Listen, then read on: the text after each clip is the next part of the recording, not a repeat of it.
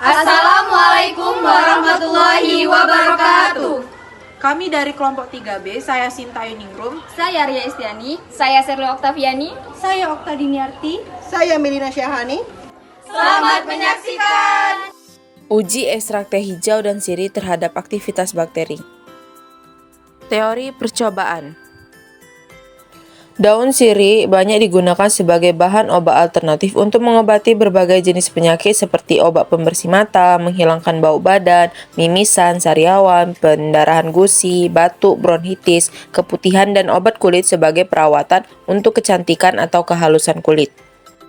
Selain daun sirih, daun teh hijau juga mengandung antioksidan. Teh hijau mengandung polifenol yang tinggi. Polifenol ialah antioksidan yang kekuatannya 100 kali lebih efektif dibanding dengan vitamin C dan 25 lebih tinggi dibanding dengan vitamin E. Senyawa polifenol termasuk di dalamnya yaitu flavonoid, teofilin, tanin, vitamin E, katekin. Senyawa polifenol membantu menghambat perkembangan virus ataupun kelainan yang dapat menimbulkan kanker. Alat dan bahan. Alat: 1 cawan Petri, 2 L-rod, 3 isolasi atau selotip, 4 beker gelas, 5 bunsen, 6 kertas, 7 semprotan. Bahan: 1 umbi ganyong, 2 ekstrak teh hijau, 3 ekstrak daun sirih, 4 agar-agar, 5 dextrosa atau gula putih, 6 biakan bakteri Escherichia coli. Prosedur percobaan. Membuat media pada alternatif pengganti nutrien agar. Sterilisasikan cawan Petri. Cuci umbi ganyong sampai bersih.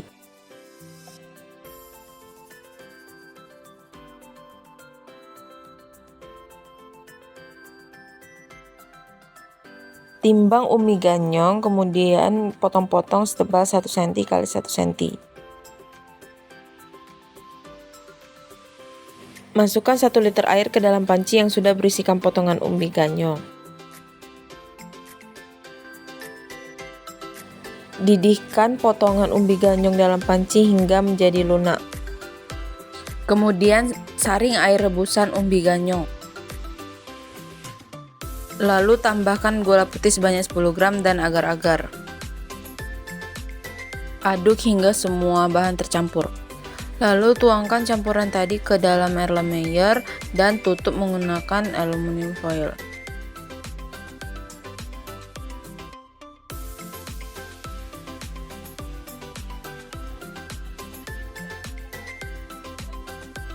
Lalu tuang campuran ke dalam cawan Petri yang sudah disterilisasi 1/3 volume cawan Petri tersebut dan buatlah media tersebut sebanyak 8 buah.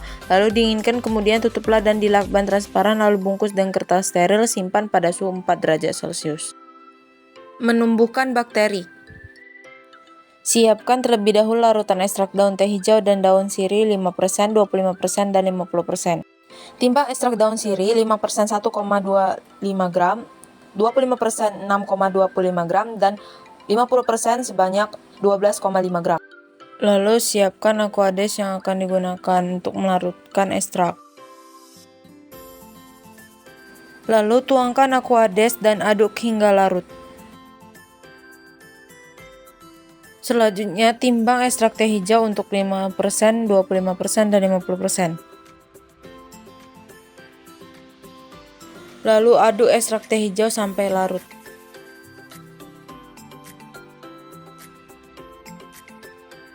Media pada cawan Petri ditetesi sebanyak 4 tetes sampai dengan 5 tetes ekstrak daun sirih 5%. Kemudian diratakan dengan menggunakan L-rod. Jika belum rata, tetesi lagi secukupnya media sampai rata. Hal yang sama dilakukan pada daun sirih 25% dan 50%. Media pada cawan Petri ditetesi sebanyak 4 tetes sampai dengan 5 tetes ekstrak teh hijau 5%. Kemudian diratakan dengan menggunakan L-rod. Jika belum rata, tetesi lagi secukupnya sampai rata. Hal yang sama dilakukan pada teh hijau 25% dan 50%. Diamkan dulu sampai tetesan ekstrak di media mengering. Siapkanlah biakan bakteri yang akan digunakan, lalu tumbuhkan bakteri pada media yang sudah dibuat dengan cara menyudut.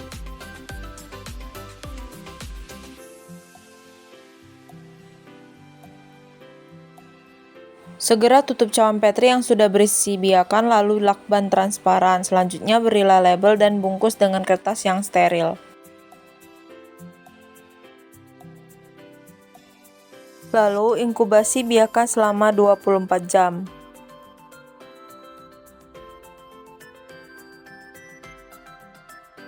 Hasil pengamatan. Pada sampel kontrol terdapat bintik putih yang menandai bakteri tumbuh pada media, dan pada teh hijau 5% terdapat bintik putih yang menandai bakteri tumbuh pada media. Pada sampel teh hijau 25% terdapat bintik putih yang menandai bakteri tumbuh pada media, dan pada sampel teh hijau 50% tidak terdapat bintik putih yang menandai bahwa bakteri tidak tumbuh pada media. Pada siri 5% terdapat bintik putih yang menandai bakteri tumbuh pada media. Pada siri 25% terdapat bintik putih yang menandai bakteri tumbuh pada media, dan pada siri 50% terdapat bintik putih yang menandai bahwa bakteri tumbuh pada media. Pembahasan. Pada percobaan kali ini mengenai uji ekstrak teh hijau dan ekstrak daun sirih terhadap aktivitas antibakteri. Tujuan percobaan ini yaitu untuk menguji efektivitas kandungan antibakteri dari daun sirih dan daun teh hijau dengan menggunakan berbagai konsentrasi ekstrak daunnya, mulai dari konsentrasi 5%, 25%, dan 50%. Adapun bakteri yang digunakan yaitu bakteri E. coli. Setelah inkubasi 24 jam didapatkan hasil bahwa media kontrol tanpa ekstrak tumbuh bakteri yang ditandai dengan adanya bintik atau goresan pada media. Pada kontrol banyak terdapat goresan maupun bintik yang terlihat menandakan tumbuhnya bakteri. Bintik-bintik putih yang muncul tersebut merupakan koloni bakteri E. coli. Kemudian pada ekstrak daun sirih 5% memiliki bintik atau goresan yang terdapat pada media. Hal ini menandakan tumbuhnya bakteri pada ekstrak daun sirih 5%. Selanjutnya pada ekstrak daun sirih 25% dan 50%. Pada ekstrak kedua konsentrasi ini juga terdapat pertumbuhan bakteri dengan adanya bintik pada media, akan tetapi pada ekstrak dengan konsentrasi 50% pertumbuhan bakteri sedikit dan hanya tumbuh di sekitar pinggir media.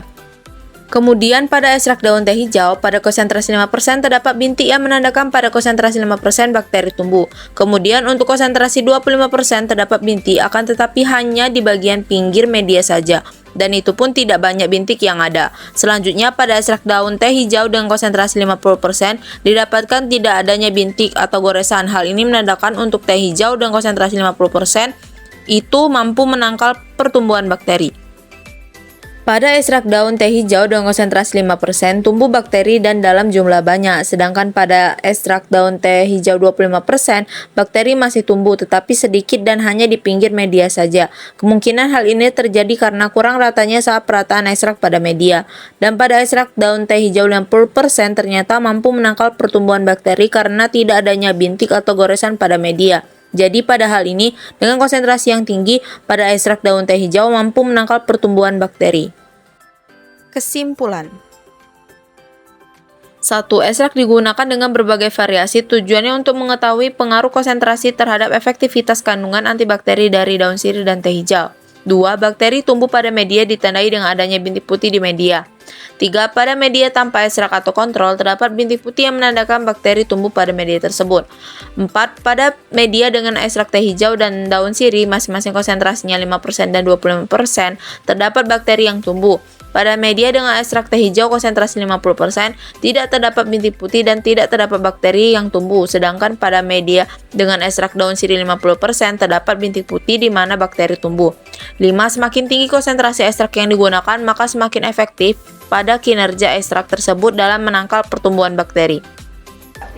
Baiklah, itulah video praktikum dari kelompok kami. Semoga bermanfaat. Kami akhiri, wassalamualaikum warahmatullahi wabarakatuh.